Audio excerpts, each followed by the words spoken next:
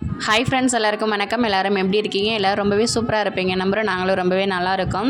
இன்றைக்கி வீடியோ எதை பற்றினா, நாங்கள் வந்து ரொம்ப நாள் ஆச்சுங்க வெளியில் போயிட்டு. சரி, வெளியில் போயிட்டு வரலாம் அப்படின்னு சொல்லிட்டு வெளியில் போகலாம் அப்படின்னா காய்கறி வாங்குறதுக்காக கடைக்கு போனோம். இது மாதிரி காய்கறி அப்புறம் மளிகை ஜாமான் வாங்குறதுக்கு இதுக்காக தான் மேக்ஸிமம் வெளியில் போவோம். மற்றபடி வெளியில் அதிகமாக போகிறது இல்லையா. சரி, கடைக்கு போய் ரொம்ப நாள் ஆகுது. வெளியில் போயிட்டு வீட்டுக்குள்ளேயே இருக்குமா நானும் தம்பியும், ரொம்ப போர் அடிக்கும். இந்த மாதிரி காய்கறி வாங்குறது ஜாமான் வாங்குறதுக்காக வெளியில் போனால் தான் உண்டு. அதனால் சரி காய்கறி வாங்கலான்னா, இவங்களுக்கு மாமாவுக்கு வந்து டே ஷிஃப்ட்டுனா கரெக்டாக இருக்கும். ஈவினிங் போயிட்டு ஜாமான் வாங்கிட்டு நைட்டு வந்து சமைச்சு சாப்பிட்டோன்னா கரெக்டாக இருக்கும் அப்படின்னு சொல்லிட்டு சரி காய்கறி வாங்க போகலாம் அப்படின்னு கிளம்பியிருந்தோமா. அதுக்கப்புறம் பார்த்தா இங்கே கும்மி ஆட்டம், வள்ளி கும்மி ஆட்டம்னு சொல்லிட்டு இங்கே ஆடிட்டு இருந்தேங்க. எப்படின்னா, எனக்கு நாளே வந்து மாமா சொல்லியிருந்தாங்க, இங்கே மாதிரி இங்கே பக்கத்தில் வந்து மாக்காளியம்மன் கோயில்னு இருக்குது, அங்கே வந்து கும்மி ஆட்டமா போகலாமான்னு கேட்டாங்க. கும்மி ஆட்டம்னா ரொம்ப கூட்டமாக இருக்கணும், கோவில்கிட்ட போல் இருக்குது. எனக்கு தெரியாது இந்த மாதிரி தான் டான்ஸ் ஆடுவாங்கன்னா. இந்த டான்ஸ் வந்து எனக்கு நான் யூடியூப்பில் பார்த்துருக்கேன், பட்டு நான் நேரில் பார்த்தது கிடையாது.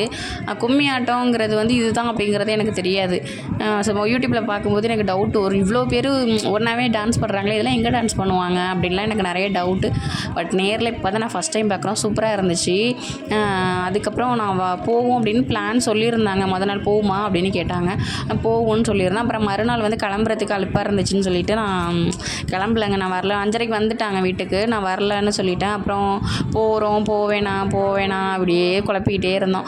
அப்புறம் திடீர்னு வந்து எப்படியும் நம்ம காய்கறி வாங்குறதுக்கு போய் தானே ஆகணும் அப்படின்னு சொல்லிட்டு போகலாம் அப்படின்னு சொல்லிட்டு எப்போ கிளம்புனோம்னா, எனக்கு வந்து இங்கே வீட்டுக்கு பக்கத்தில் தான் இங்கே நடந்துச்சு. வீட்டுக்கு பக்கத்தில் எனக்கு சவுண்டு வந்து ஒரு 5:30-6 மணிலேருந்து எனக்கு சவுண்டு கேட்டுட்டு தான் இருந்துச்சு.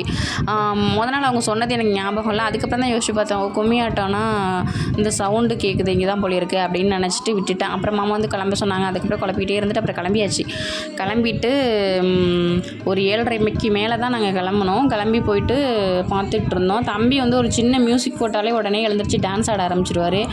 பயங்கரமாக டான்ஸ் பண்ணுவார்.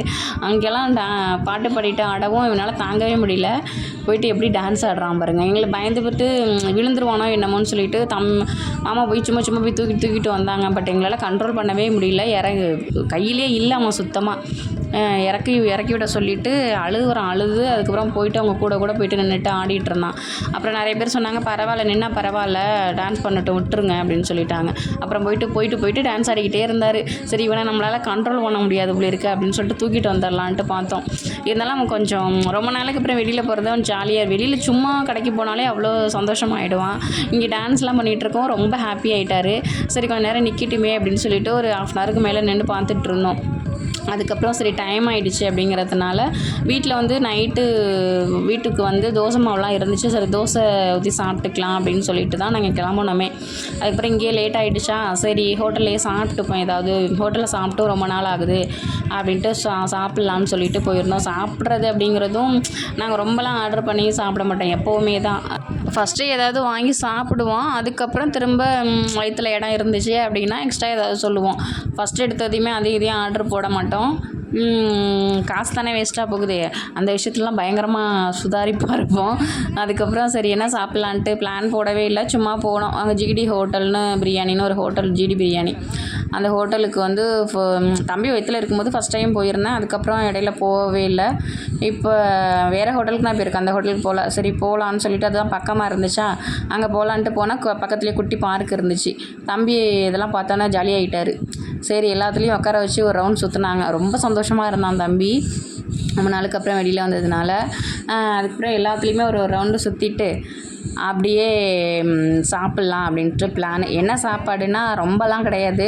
நான் வந்து பரோட்டா ஏதாவது சாப்பிட்லாம் அப்படின்ட்டு பிளான். பரோட்டா அப்புறம் நான் 2 சாப்பிட்டுட்டு வந்துடும் அப்படின்னு பிளான் போட்டிருந்தோம். எனக்கு ஃப்ரைட் ரைஸ் ரொம்ப பிடிக்கும். அதனால் மாமா என்ன பண்ணுவாங்கன்னா, எங்கேயாவதுனா சாப்பாடு கடையில் சாப்பிடுமா அப்படின்னு கேட்பாங்க. எது கடைக்கு போனோம்னா, வேணாம் வீட்டுக்கு போயிடலான்னு சொல்லிட்டு ஃப்ரைட் ரைஸு அப்படிம்பாங்க. எனக்கு ஆசையை தூண்டி விட்டுட்டு சரி வேண்டாம் அப்படின்னு சொல்லிட்டு பரோட்டா மட்டும் போதும்னு சொல்லிட்டேன்.